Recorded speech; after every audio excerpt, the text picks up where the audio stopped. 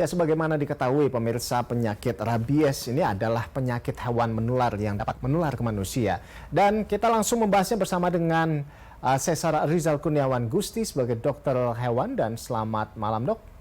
Terima kasih sudah bergabung bersama kami di Berita Satu Malam. Iya, Dokter Cesar, ini binatang apa saja sebetulnya yang bisa menularkan rabies selain anjing, Dok? Untuk utamanya hewan yang sering menularkan rabies itu biasanya adalah bisa kucing, bisa kera, bisa musang, atau bisa kelelawar juga. Tapi yang paling banyak untuk saat ini anjing ya, Mas ya. Anjing terbanyak ya. Baik. Eh, Kalau untuk gejalanya sendiri, ini seperti apa gejala yang timbul dari rabies? Gejala di hewannya atau di Kalau manusianya? dari hewannya seperti apa, Dok? Kalau di hewannya biasanya dia akan lebih agresif, kemudian lebih takut cahaya, takut suara, kemudian air liurnya berlebihan seperti banyak keluar salivanya gitu. Kemudian dia menjadi gerakannya seperti inkoordinasi gerak. Jadi dia bergerak tidak sesuai dengan yang dia inginkan. Kadang-kadang kejang, terus suka menggigit-gigit sesuatu yang ada di dekatnya seperti itu.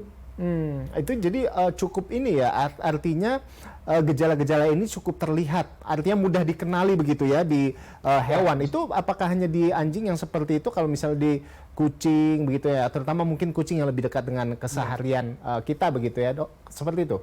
Sama? kurang lebih sama gejala yang Baik. ditimbulkan adalah Nah, kalau misalnya yang tertular pada manusia akan seperti apa gejala yang timbul? eh, kalau yang menurut yang terbaru ini ya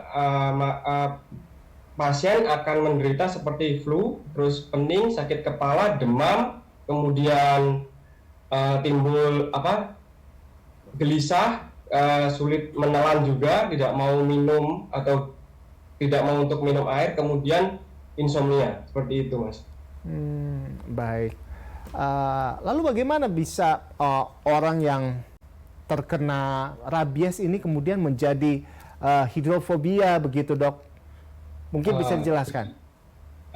jadi secara singkat, virus rabies ini hidupnya adalah di daerah saliva atau di air liur yang mana banyak banyak diproduksi di daerah mulut dan di kerongkongan. Kenapa bisa terjadi hidrofobia adalah si air ini bisa menahan atau mengurangi dari penyebaran dari si virus tersebut.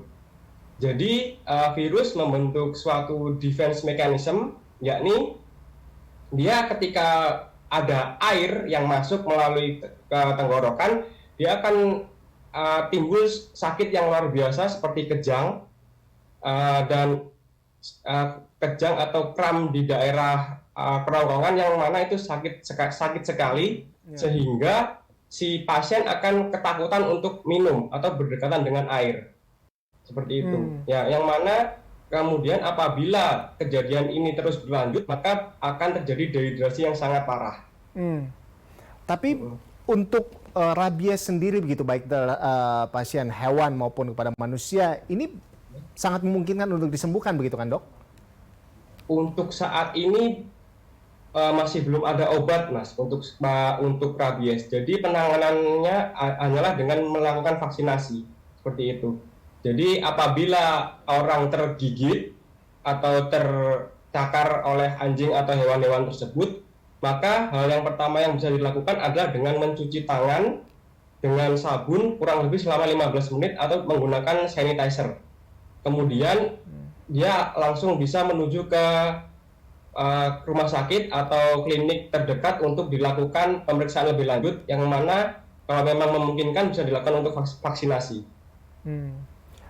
Jadi misalnya ini sudah terkena seperti itu ya, kita mungkin belum tahu bahwa ini sudah terkena rabies, atau Ya, kapan kita harus ke dokter ketika mungkin sudah terkena gigitan atau cakaran dari ya. hewan-hewan yang rabies seperti itu. Kalau bisa secepatnya, Mas, untuk diobservasi dan dilakukan tindakan lebih lanjut di instalasi terkait. Baik. Apa bentuk pencegahan yang bisa dilakukan begitu ya ketika ya untuk mencegah rabies ini? ya tentunya selain dengan vaksin seperti itu ya dok ya, atau mungkin ada lifestyle yang perlu dilakukan begitu untuk menjaga hewan kita dari rabies, seperti apa dok? Yakni bisa dengan tidak membiarkan, yang utama adalah tetap divaksinasi ya, itu sudah wajib dan tidak bisa ditawar, karena itu akan membentuk kekebalan dan antibodi untuk pet kita.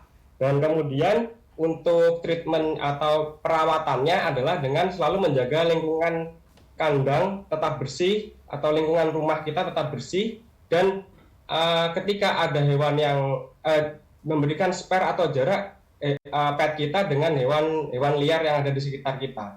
Jadi jangan kita kira kucing itu sehat, jadi kucing kita bebas liarkan di luar rumah tanpa sepengetahuan kita atau pengawasan kita. Baik, terima kasih Dr. Cesar sudah bergabung bersama kami. Terima kasih buat informasinya, Dr. Hewan Cesar Rizal Kurniawan Gusti terkait dengan rabies. Terima kasih dan terima kasih sudah bergabung bersama kami. Selamat malam, selamat beraktivitas kembali, Dr. Cesar.